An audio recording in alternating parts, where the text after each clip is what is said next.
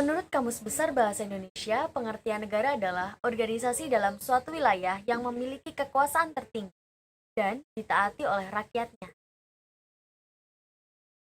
Profesor Miriam Budiarjo mengatakan bahwa negara mempunyai arti sebagai bentuk organisasi dalam suatu wilayah dengan adanya kekuasaan yang dapat menimbulkan kesejahteraan untuk kehidupan bersama. Jadi, dapat disimpulkan bahwa negara adalah organisasi atau badan tertinggi yang memiliki kewenangan untuk mengatur perihal yang berhubungan dengan kepentingan masyarakat luas, serta memiliki kewajiban untuk mensejahterakan, melindungi, dan mencerdaskan kehidupan bangsa. Apa saja unsur-unsur negara? Unsur negara yang pertama yaitu penduduk.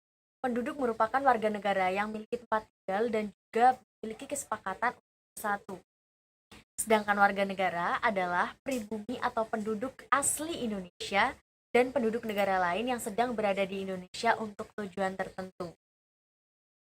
Unsur negara yang kedua yaitu wilayah. Wilayah adalah daerah tertentu yang dikuasai atau menjadi teritorial dari sebuah kedaulatan. Wilayah adalah salah satu unsur pembentuk negara yang paling utama. Wilayah terdiri dari darat, laut, dan udara. Unsur negara yang ketiga yaitu pemerintah. Pemerintah merupakan unsur yang memegang kekuasaan untuk menjalankan roda pemerintahan. Unsur negara yang keempat yaitu kedaulatan. Kedaulatan merupakan kekuasaan tertinggi yang membuat undang-undang dan melaksanakannya dengan semua cara. Apa saja fungsi dari negara? Fungsi yang pertama yaitu fungsi pertahanan dan keamanan. Negara wajib melindungi unsur negara yaitu rakyat, wilayah, dan pemerintahan dari segala hambatan, gangguan, ancaman, dan tantangan lain yang berasal dari internal maupun eksternal. Seperti contoh, Tentara Nasional Indonesia atau biasa disebut dengan TNI yang menjaga perbatasan antar negara. Kemudian, fungsi yang kedua yaitu fungsi keadilan.